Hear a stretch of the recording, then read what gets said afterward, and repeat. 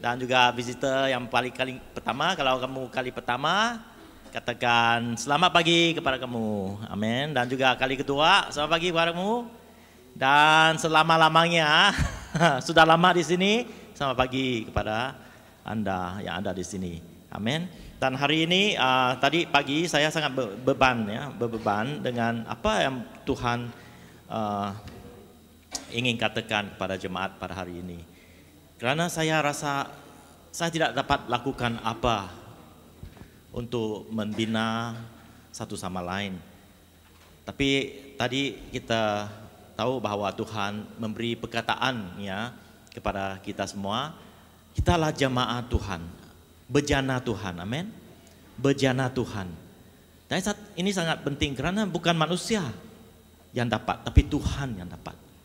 So apa-apa yang kamu lakukan atau apa dalam keadaan kehidupan kamu, hadirat Tuhan itu penting bagi kita semua.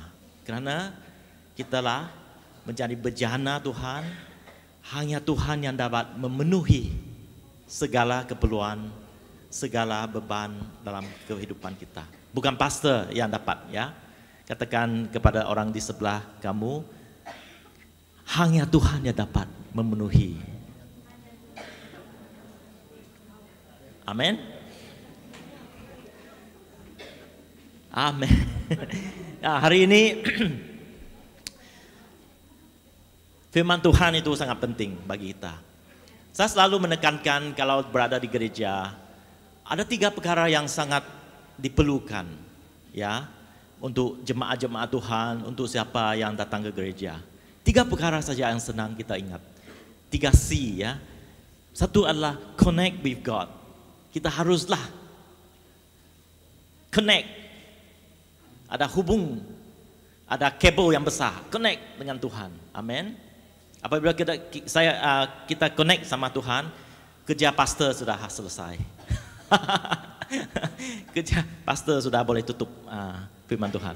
Ya, itu penting, connect with God. Kedua, connect with the purpose of God, rencana Tuhan. Ya, kalau kita connect dengan Tuhan, Tuhan akan memberitakan kepada kita, inilah rencanamu sebagai bejana dalam kehidupan kita untuk Tuhan. Dan ketiga adalah connect with each other, jemaat-jemaat Tuhan. Nah, kita connect with one another dalam gereja. Amin. Tanpa Tuhan susah untuk kita connect. Oleh itu Tuhan haruslah dipentingkan dalam kehidupan kita. Amin. Hari ini ada satu tajuk yang sangat-sangat saya rasa perlu untuk kita. Ini juga saya rekobakan di bahasa sidang Inggris dan juga sidang Mandarin. Ya, ini sangat penting karena saya merasakan tahun ini 2023 mungkin satu tahun yang mencabar, tapi tahun depan dan selanjutnya mungkin akan menjadi tahun yang lebih mencabar. Kalau kita tahu apa yang berlaku di dunia ini, sangat-sangat duka cita untuk melihat apa yang berlaku. Peperangan yang tak habis-habis, ya, apa-apa penyakit yang tak habis-habis, dan mungkin tahun depan kos-kos yang melampau tinggi dalam kehidupan kita. Mungkin makanan akan berkurangan. Oleh itu saudara-saudari dari IPS, kamulah sangat penting. Karena kamu memastikan kita ada makanan yang ya untuk kita makan, ya. Tapi harga babi masih kekal kan? Ada naik sedikit, harga babi 40 kilo. Puji Tuhan. Amin. Karena kita ada pengusahaan babi di Sarawak. Ekspor ke negara Singapura juga. Puji Tuhan. Dan inilah apa yang kita akan lihat.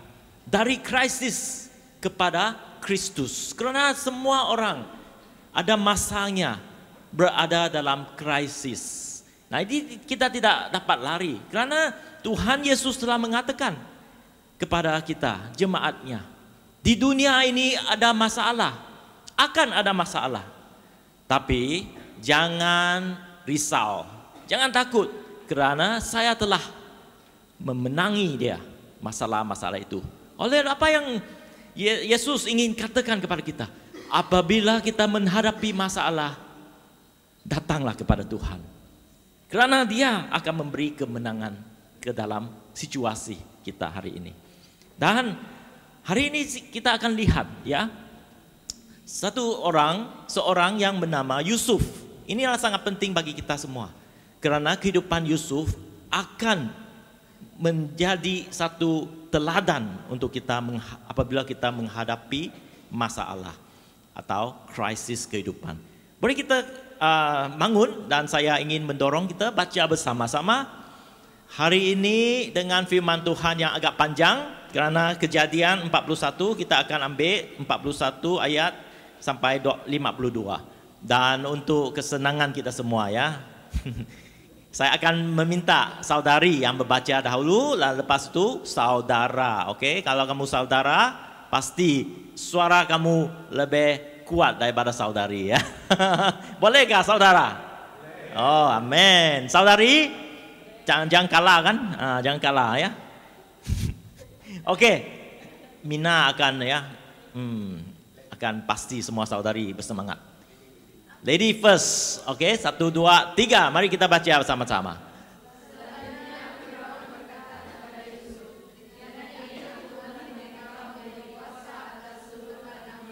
Saudara, sesudah itu Firaun menanggalkan cincin meterainya dari jarinya dan mengenakan pada jari Yusuf. Dipakaikannya lah kepada Yusuf pakaian dari kain halus dan digantungkannya kalung emas pada lehernya.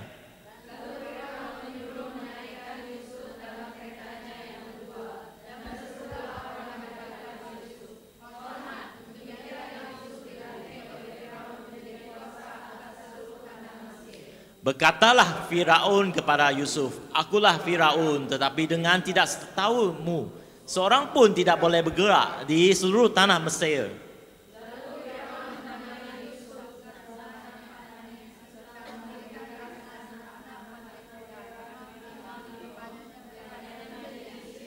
Demikianlah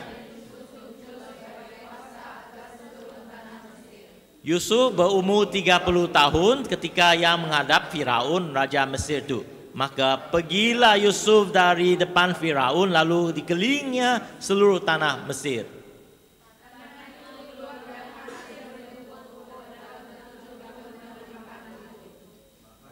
Maka Yusuf mengumpulkan segala bahan makanan ke-7 tahun kelimpahan yang ada di tanah Mesir, lalu disimpannya di kota-kota. Hasil daerah ketika tiap-tiap kota disimpan di dalam kota itu.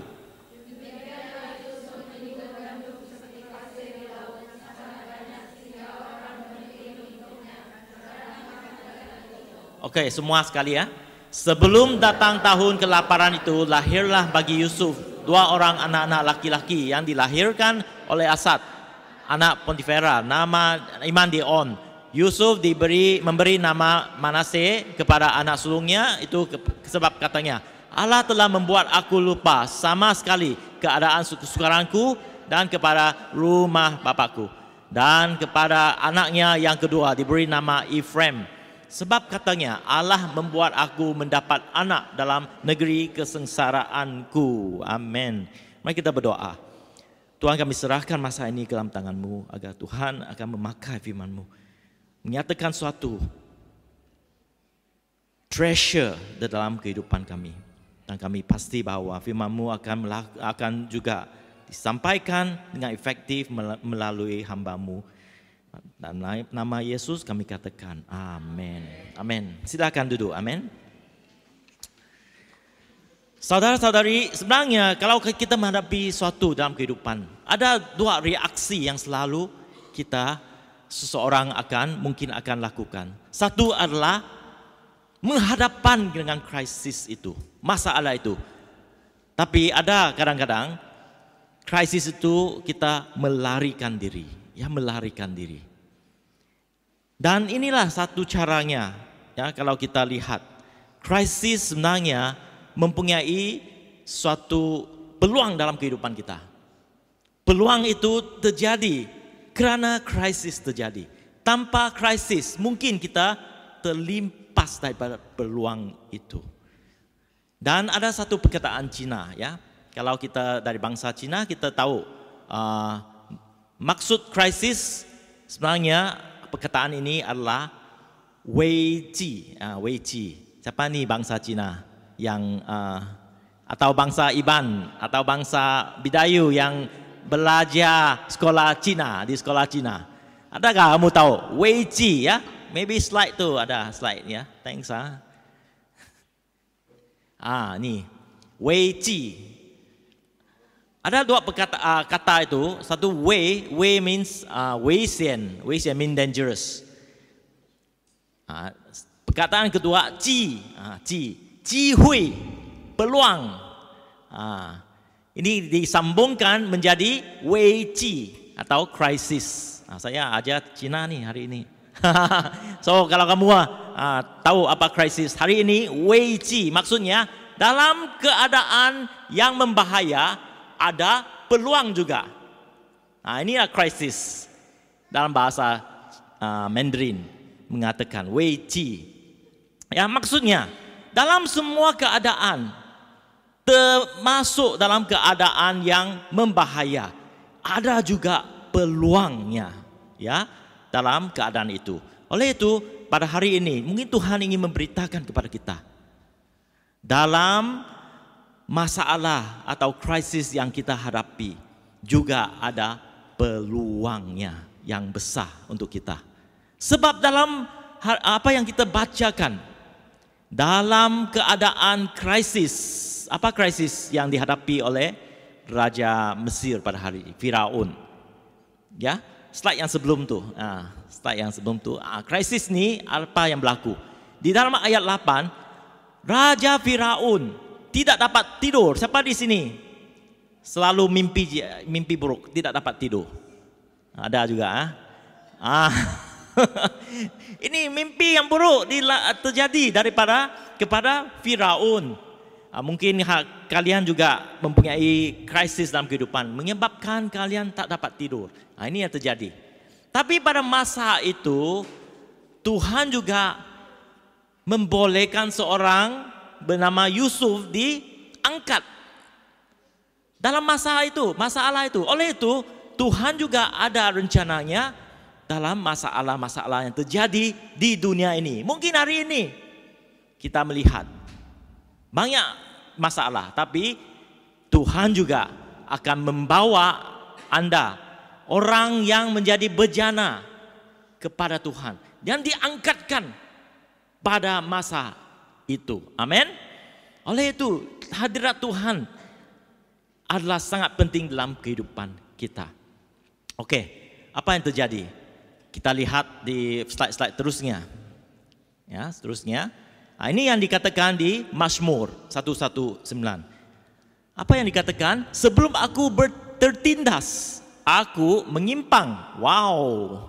Pemazmur ini mengatakan, sebelum aku tertindas, aku nih menyimpang. Tapi sekarang aku berpegang pada janji-janjimu bahwa aku tertindas itu baik bagiku. Amin. Supaya aku belajar ketetapanmu. Yeremia mengatakan, apabila kamu mencari aku, kamu akan menemukan aku. Apabila kamu menanyakan aku dengan segenap hati. Bila orang mencari Tuhan, kalau selalu masalah berlaku, kita akan tetap otomatik mencari Tuhan, betul? Saya pun sama. Kalau ada masalah, itulah saya boleh relate dengan Mazmur 119. Bila aku bertindas, aku mencari Tuhan. Tapi Tuhan setia, sebab di dalam Yeremia 33, berserulah kepadaku, maka aku akan menjawab engkau dan akan memberitahukan kepadamu hal-hal yang besar. Tuhan ingin kita mencari Dia, terutama dalam masalah-masalah kita. Kerana pada situlah Tuhan ingin melahirkan peluang ilahi ke dalam kehidupan kita. Bukan hanya peluang. Kalau di dunia ini, peluang memang terjadi kalau kita ada krisis. Ini satu ajaran ya yang betul. Seorang yang bernama Eric Yuan. Dahulu dia adalah dari negara Cina. Dia ingin ke negara US untuk mengembangkan kejayaannya. Tapi 8 kali dia apply visa, green card untuk bekerja di US, 8 kali ditolak. Ini adalah suatu masalah nih. Pernahkah kamu apply untuk bersekolah? Kalau apply masuk tidak ditolak. Tapi dia tidak berputus asa untuk melakukannya. Lepas dia ke US, ke 9 kali dia dapat ke US, dia bekerja di Silicon Valley. Dan dia bekerja sampai dia ingin melakukan satu platform yang lebih senang untuk kita bertemu satu sama lain. Platform ini dinama Zoom. Zoom ya. Tapi pada 2019 tidak ada orang ingin pakai Zoom. Kerana mereka ada banyak lagi platform macam Google Meet ya, Skype kan, WhatsApp pun dapat lihat kan satu sama lain. Tapi apa yang terjadi? Masalah terjadi di tahun 2020. Covid terjadi. Dan platform yang paling laris dipakai oleh semua manusia. Apa tuh? Zoom. Sampai kita zombie itu. Jadi zombie. 2 tahun saya pakai Zoom. Memang susah. Walaupun kenapa dia lakukan platform begitu? Kerana 8 kali dia apply visa ke ke US untuk bekerja. Prosesnya sangat rumit. Sampai dia rasa susah. Tapi dia tidak putus asa. Dia belajar dalam keadaan begitu. Tapi apabila dia melakukan platform Zoom, dia tidak ingin melakukan dengan proses yang rumit. Kalau Google Meet, kamu akan rasa ada agak sedikit susah. The friendliest platform adalah Zoom. Kerana dia tahu how to make things simple. How to make things simple. Inilah peluang yang yang Eric Yuan dapat lakukan. Kerana dia belajar dalam masa krisis. Masa itu adalah masa pelajaran bagi kita. Amin. Tuhan ada peluang ilahi dia untuk kita belajar suatu. Kerana dia ada suatu yang lebih baik untuk kita dalam kehidupan kita. Oleh itu Tuhan mengatakan jangan lepaskan peluang kita di dalam masalah krisis. Kerana Tuhan sedang menyediakan Anda untuk sesuatu yang lebih bagus lagi. Mungkin bukan hari ini, tapi hari akan datang. Saya pasti. Seperti Yusuf, hidup Yusuf bukan senang kalau kita baca firman Tuhan dia. Dia ditepikan oleh abang-adik dia, abang-abang dia. Dia dilontarkan ke dalam sumur supaya dia mati. Dia diambil dan dijual ke Mesir. Lepas di Mesir dia berusaha, tapi didakwa oleh isteri Potifera, mengatakan dia melakukan kecurangan. Masuk ke penjara, dilupa di penjara. Semua krisis ini berlaku dalam kehidupan. Kalau kita tahu masalah itu ada Tuhan, kita tidak akan kecewa. Amin. Seperti pemazmur mengatakan, apabila saya tertindas, itulah saya akan kembali kepada Tuhan. Masalah akan membawa kita peluang. Dan inilah yang terjadi pada Yusuf, kehidupan Yusuf. Saya ada baru-baru ini emak saya melakukan blood test, ujian darah. Inilah saya mau tunjukkan. Ini WhatsApp daripada sister saya, Joanne. Ya, WhatsApp ini ada satu gambar. Ini adalah doktor, report from doktor. Kalau kita lihat, ya dia highlight ini CA19-9. Ini marker, tumor marker. Kalau kamu tahu apa tumor marker. Maksudnya tanda-tanda bahwa seorang itu mungkin akan menghadapi cancer. So, dia highlight ini. Kalau orang biasa, dia adalah 32 yang paling tinggi. Ini mak saya 156. Dia terkejut. Memang doktor pun kata, ini memang cancer. Terus pada hari Ahad tu, mak saya telefon. Saya telefon maknya untuk try to consult dia supaya dia tidak risau dan sebagainya. Saya pun risau. Apa akan terjadi? Dia dah 76 tahun. Seorang dah tua kalau menghadapi kanser itu masalah besar.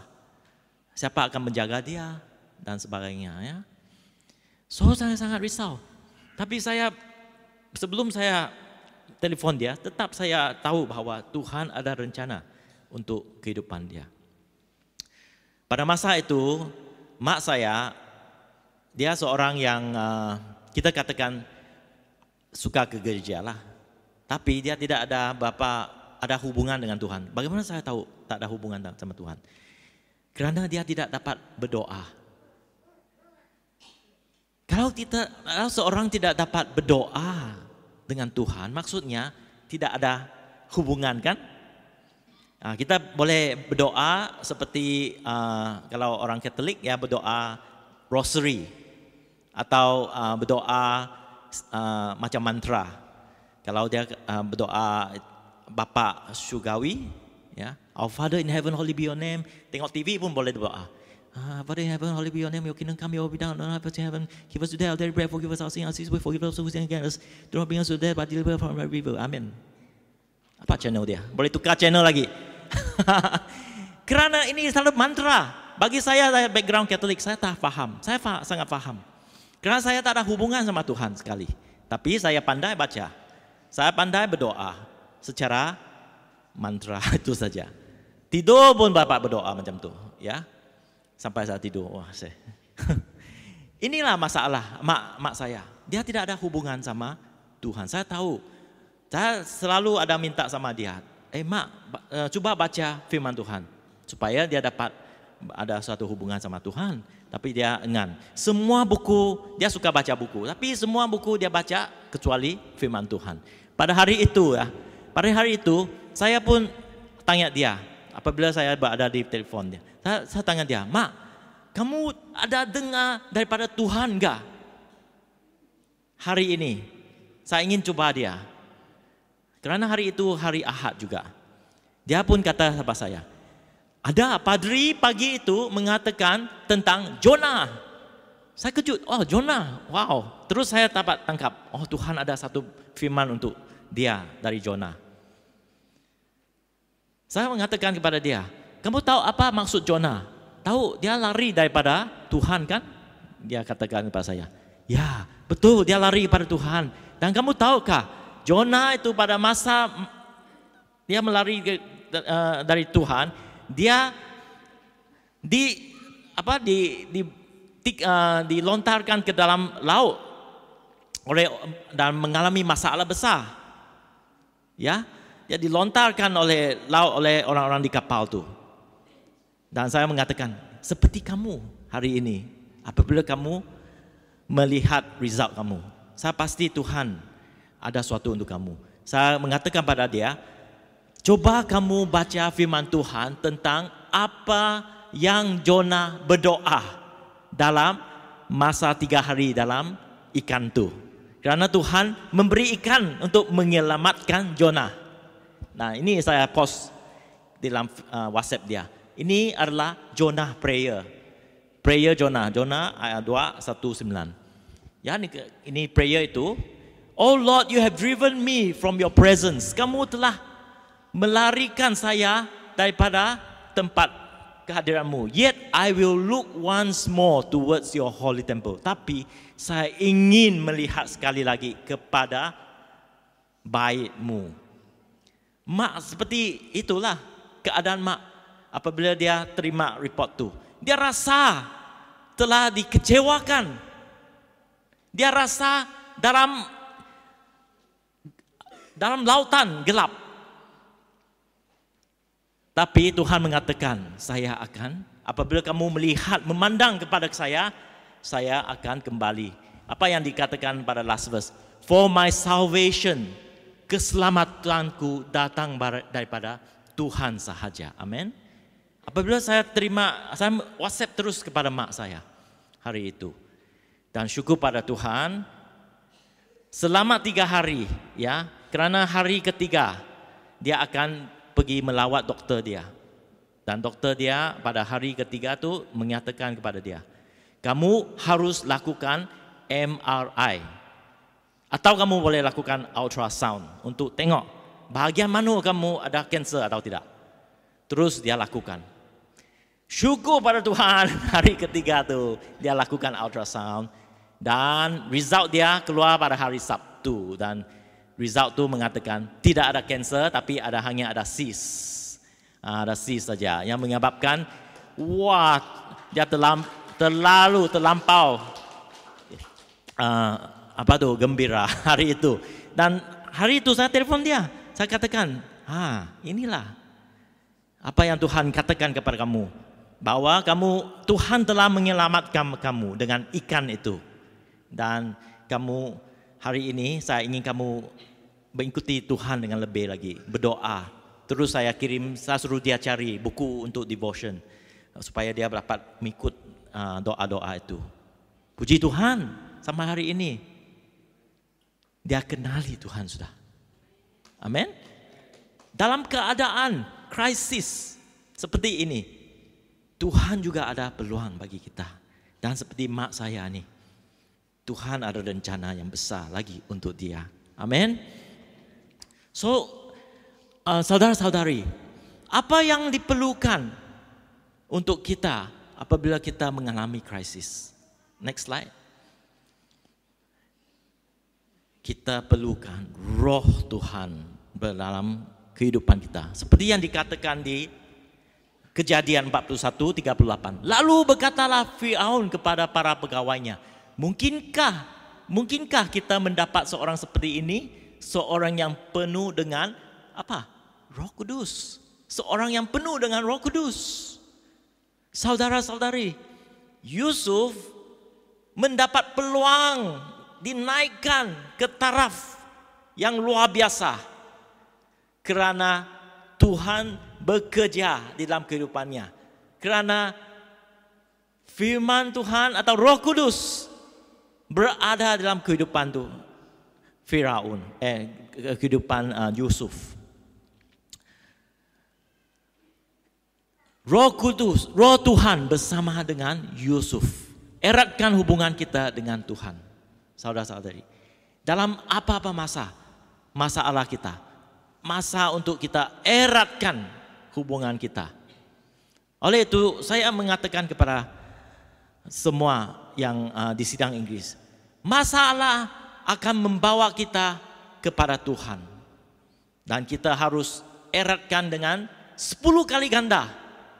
10 kali ganda apa yang kita lakukan setiap hari. Kalau kita lakukan baca firman Tuhan 1 kali, 10 kali ganda. Bacakan 10 kali.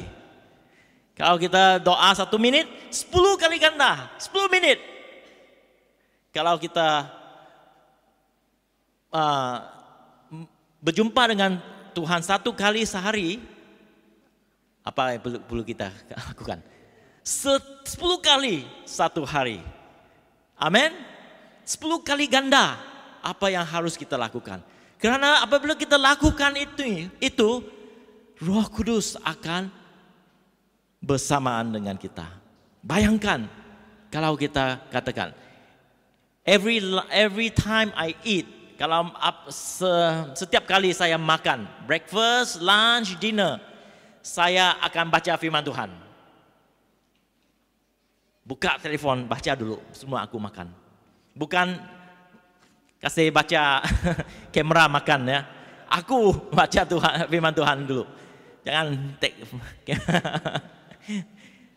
Saya pasti kamu akan ingat masa itu. Kamu akan ingat firman Tuhan. Kamu akan rasa hadirat Tuhan datang pada masa itu. Apa yang Tuhan akan lakukan dalam kehidupan kita apabila kita bersama dengan Tuhan. Dan inilah yang Tuhan inginkan.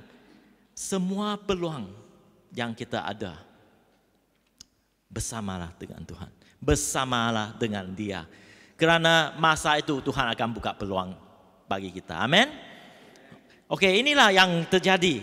Dan saya ingin mendorong kita sama-sama supaya kita lakukan apa yang perlu.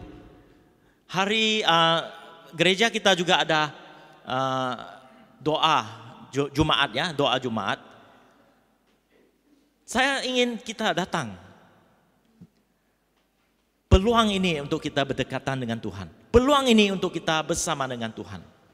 Peluang ini untuk kita mendengar daripada Tuhan dan melihat melalui firman Tuhan, melihat melalui mata Tuhan apa yang Tuhan ingin lakukan di dalam kehidupan kita. Amin. Jangan lepaskan peluang ini, kerana semua masalah ada peluang yang bagus. Kerana pada masa satu daripada tentang Yusuf ya, satu daripada perkara tentang Yusuf adalah dalam masalah 7 tahun kekurangan itu, di seluruh Mesir, Yusuf tetap diberkati Tuhan. Betul? Dia tidak kekurangan. Walaupun dalam mimpi itu, Raja Mesir melihat 7 tahun kelimpahan dan 7 tahun kekurangan. Tapi dalam masa kekurangan, sesiapa yang ada dengan Tuhan tetap akan menerima kelimpahan dalam kehidupan. Amin. Inilah yang Tuhan ingin katakan kepada kita. Karena Dia akan membekalkan. Kerana Dia ingin kita menjadi bejana untuk membekalkan kepada semua orang di dunia ini juga. Amin. Mari kita lihat ke poin 2. Poin yang kedua adalah dalam krisis ia akan melahirkan visi dan juga strategi untuk kita. Visi dan strategi daripada Tuhan. Oleh itu tadi saya katakan 3C. Satu adalah connect with God.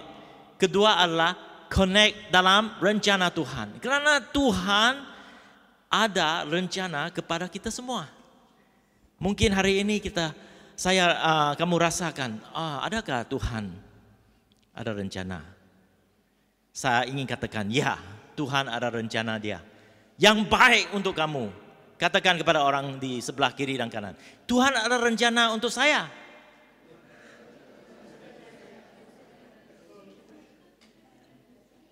Tuhan tidak ingin melepaskan apa yang Dia ingin lakukan. Hanya kita yang melepaskan. Hanya kita yang mengatakan, Tuhan, apa rencana itu? Hanya yang kita, manusia, yang tidak tahu rencana Tuhan. Atau tidak ingin rencana Tuhan. Manusia hanya melakukan keinginan diri sendiri. Tapi apabila kita kenal Tuhan, inilah peluang untuk Tuhan mengatakan, saya ada rencana untuk kamu. Rencana bukan untuk memburukkan kehidupan kamu, tapi rencana untuk masa depan yang baik. Kenapa saya katakan begitu? Kerana Tuhan tidak ingin seseorang yang mengenal Dia mati. Tidak seorang pun harus mati. Apa itu mati? Ya, mati itu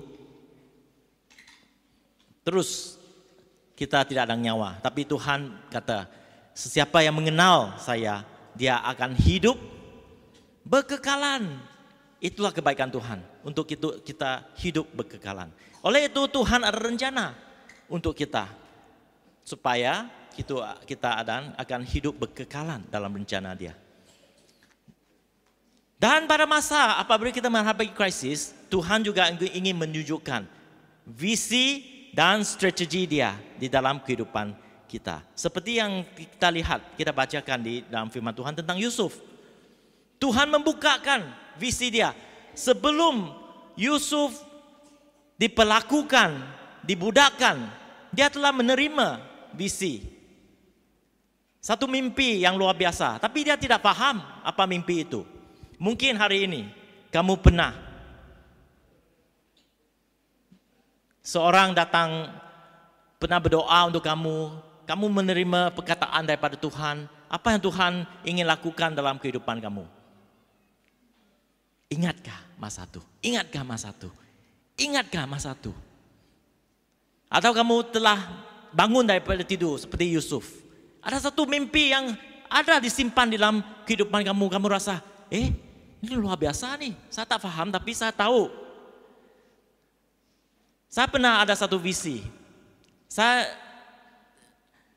Masa itu saya baru bangun daripada itu. Tapi saya rasa saya masih tidur. Tapi saya ada macam conscious. Saya nampak satu gambar. Anggur yang telah matang dan harus dipetik, dituai. Dan Tuhan katakan, ini anggur yang sedap. Tapi saya tidak ingin dituaikan. Saya ingin anggur ini diperaskan.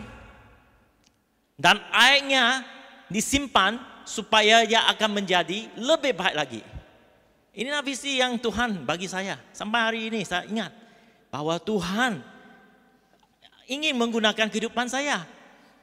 Bukan saja sebagai seorang yang matang, tapi diperaskan seperti anggur, air anggur yang lebih lagi untuk kerajaan Tuhan. Amin.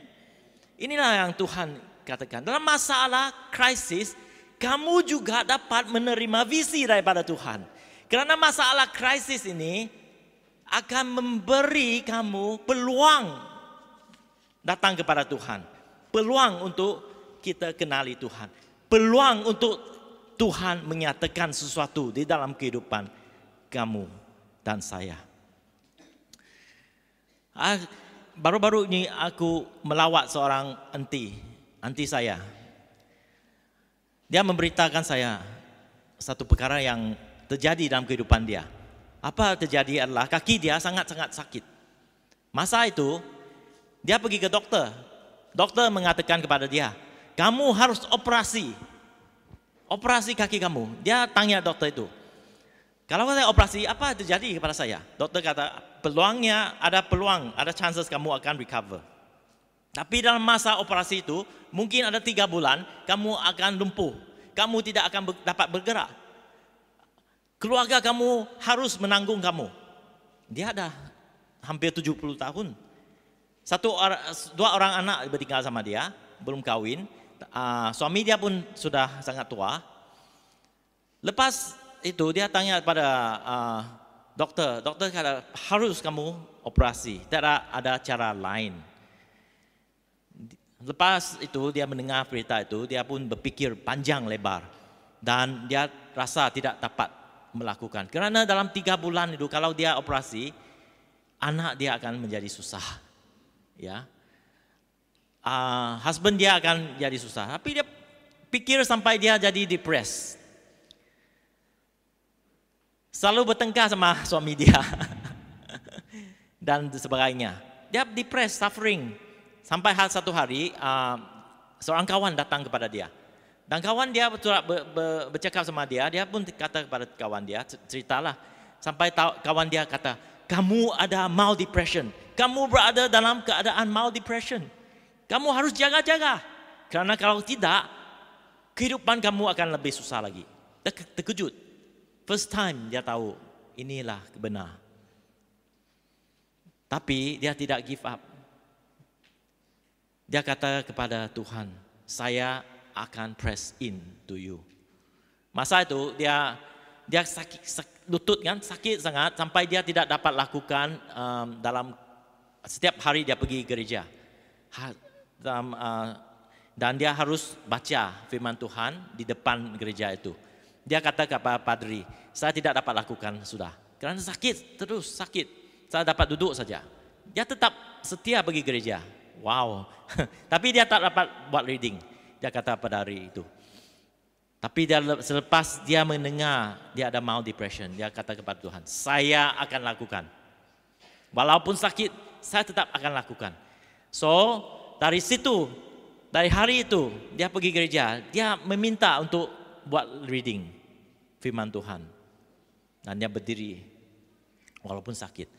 Syukur pada Tuhan hari ini dia dapat berjalan kerana Tuhan bagi dia kekuatan yang luar biasa. It's a miracle. Dia pun ada alternative terapi untuk kesakitan lutut dia. Tapi dia mengatakan kepada saya, dalam masa itu Daniel, saya rasa Tuhan telah membuka peluang untuk saya connect with people of the same situation. Untuk berdekatan, untuk menjadi mendorong orang yang mengalami keadaan. Kerana saya tahu, dia cakap.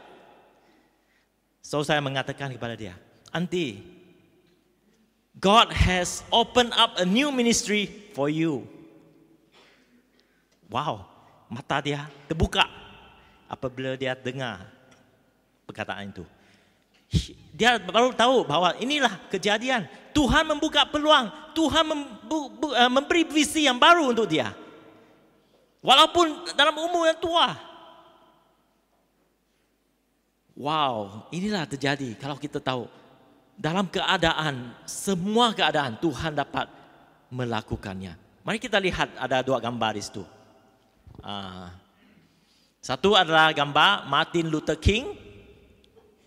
Kalau kita kenal orang tu, mana tu? Next lagi. Ini Martin Luther King ya. Seorang Amerika. Kalau bukan orang ini yang memberitakan satu speech, I have a dream, hari ini kita tidak akan melihat Obama menjadi presiden. Betapa hebatnya perkataan dia pada hari itu. Tetapi orang ini bukan dia seorang pastor. Pada masa dia mengalami krisis di gereja dia. Apa krisis yang terjadi? Orang hitam tak boleh pergi gereja bersama dengan orang putih. Krisis itu terjadi di Amerika. Sampai dia mempunyai kesakitan hati. Dia mengatakan, tidak. Firman tidak. Tuhan tidak mengatakan begitu. Firman Tuhan mengatakan orang Yahudi dan orang bukan Yahudi harus bersama-sama. Tidak ada perbezaan. Oleh itu, dia menentang kerajaan dan membawa firman Tuhan. I have a dream melalui firman Tuhan. Sampai terjadilah perubahan di Amerika Syarikat. Dan seorang lagi, Robert Rex. Inilah dalam masa bapa dia meninggal dunia. Dan dia menghadapi satu krisis. Tapi pada suatu hari dia melihat banyak anak-anak di keluaran yang melakukan perkara-perkara yang tidak sepatutnya budak-budak lakukan. Dan pada hari itu dia menanya, kenapa banyak budak-budak di luar itu melakukan kecurangan, mencuri dan sebagainya. Orang itu mengatakan, kerana bapa mereka di penjara. Mereka tidak diberi peluang. Tapi orang ini, Robert Rex, dia membawa anak-anak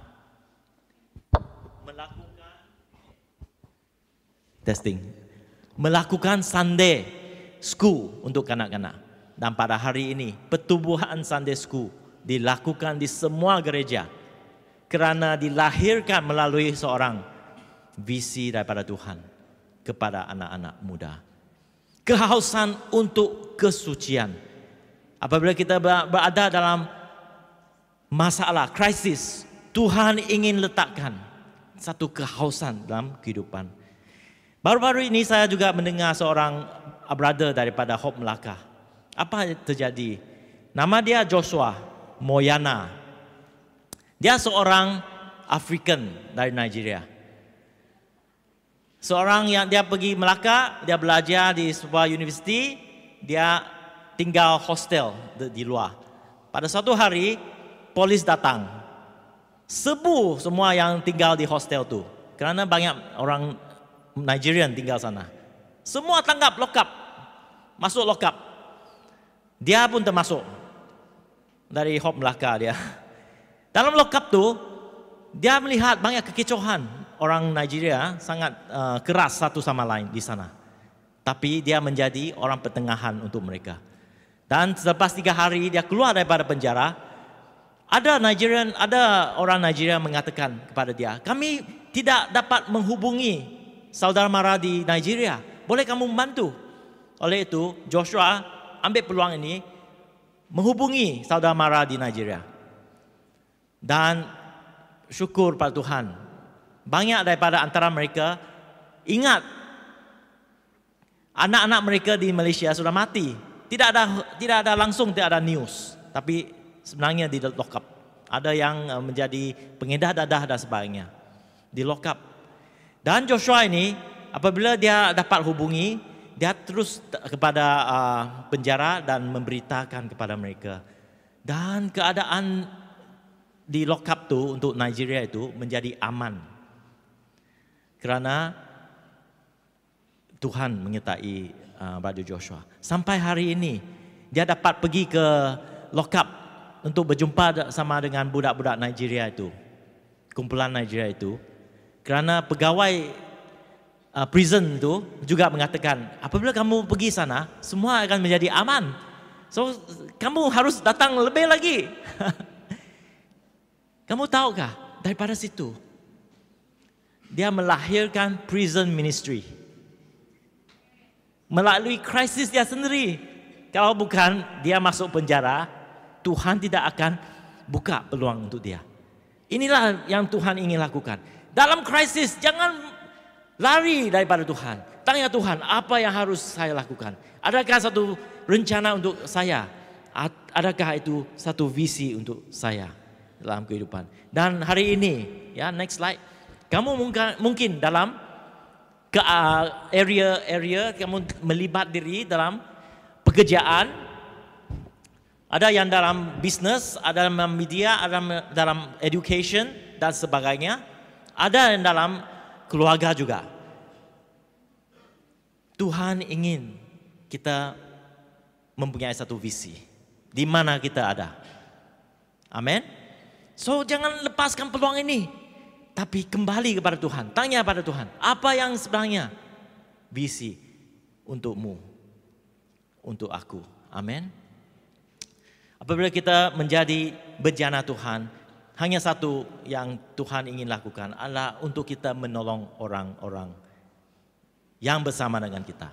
Oleh itu, apabila Tuhan meletakkan kita sebagai di dalam swasta, dalam syarikat kita, saya pasti bahwa Tuhan ini memberkati tempat kita kerja melalui kehidupan kita. Dalam kerajaan, mungkin ada yang bekerja sebagai civil servant. Apa yang Tuhan ingin kita lakukan? Tanya Tuhan. Visi itu akan ditanamkan dalam kehidupan. Tanyalah strategi pada Tuhan. Tuhan, saya tidak tahu apa yang harus saya lakukan. Tuhan akan buka jalan. Seperti Yusuf. Itu bukan kerana Yusuf pandai. Tidak, Yusuf tidak pandai. Dia tidak berpelajaran. Tapi Firaun melihat ada roh Tuhan bersama dengan dia. Dan Firaun mengatakan, buatlah apa yang harus kamu buat. Saya akan ikut. Senang saja. Dalam kesusahan Yusuf, dia pelajari banyak perkara. Satu daripadanya, jangan jadi boros dengan keuangan. Oleh itu dia katakan Firaun, simpanlah, simpanlah apa yang aku ada, simpanlah. Simpan saja, amin. Dan kalau tidak ada, baru gunalah. Ini saja yang dia pelajari. Pandai sampai direkod dalam firman Tuhan. Sampai hari ini menjadi satu hikmat kepada manusia. Saya pasti apabila kita ada roh Tuhan, Tuhan akan menyatakan sesuatu dalam kehidupan kita. Next slide. Apa yang ketiga? Krisis melahirkan sifat-sifat Kristus dalam kehidupan kita. Kalau kita menjadi bejana, ada satu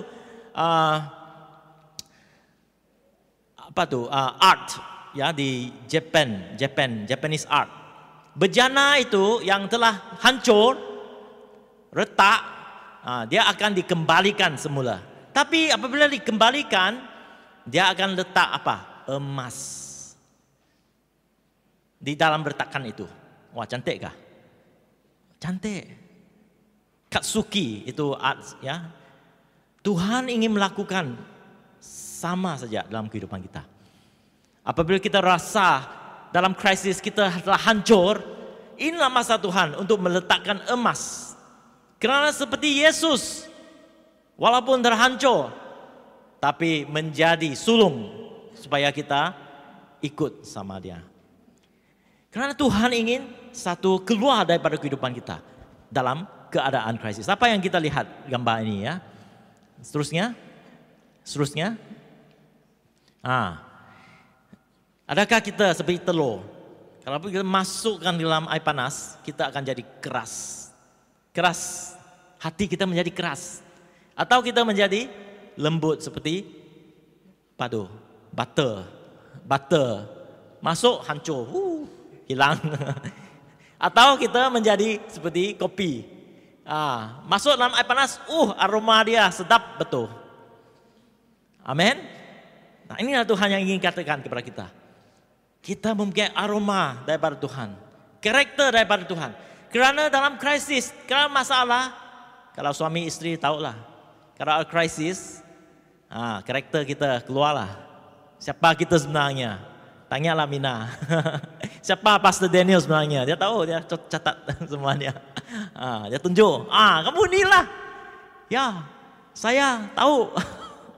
Kerana saya tahu siapa diri saya dalam masalah. Apabila saya menghadapi masalah, inilah tanduk-tanduk keluar. Ini saya setan. Tapi Tuhan ingin tukarkan. Tuhan letakkan cermin pada kita dalam masa itu. Ni kenapa ada tanduk ni?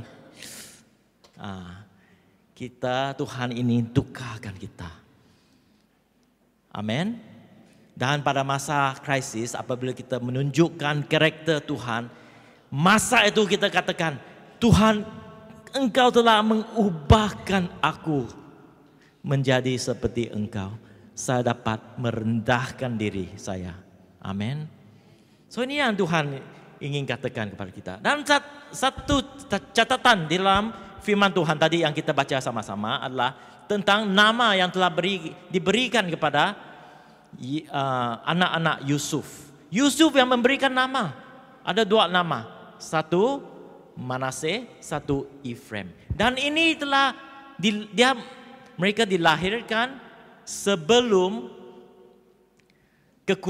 kelaparan, masa kelaparan. Kerana pada masa kelaparan, kalau kita bacakan firman Tuhan di Kejadian, saudara mara Yusuf datang kembali kepada Yusuf. Mereka tidak kenal dia, tapi Yusuf telah bersedia. Yusuf telah Manaseh semua ini. Kerana maksud Manaseh adalah forget your past. Lupakanlah segala kesusahan kamu. Lupakanlah segala masalah dahulu kamu. Sekarang adalah untuk kita maju kembali sama Tuhan. Kerana semua yang kita lalui sebenarnya ada pelajaran, ada preparation untuk kita maju ke depan. Dan apabila anak kedua dia dilahirkan, ini yang dikatakan, God has made me fruitful in the land of my suffering. Tuhan telah memberi saya kelimpahan. Amin. Kelimpahan. Kenapa ini berlaku? Kerana Yusuf meletakkan segala-gala yang dilalui, kepahitan dalam kehidupannya. Manaseh diberi supaya Efraim dapat wujud dalam kehidupan kita. Jangan terbalik ya. Jangan Tuhan memberkati kita, kita lupa Tuhan. Itu yang banyak masalah nih. Tapi kita lupakanlah segala-galanya yang tidak baik, yang berlaku. Kerana saya ingin mengatakan kepada kita hari ini, masa dahulu mungkin akan menetapkan masa depan kita. Your past may tell you what is your future. But you can change, you can shape your past hari ini. Kamu dapat tukar experience, pengalaman kamu tentang masa yang lalu pada hari ini. pada hari ini kamu dapat, we can change our past. Oleh itu Tuhan ingin kita melihat apa yang terjadi sebagai satu yang bagus dalam kehidupan kita. Mari kita berdiri hari ini.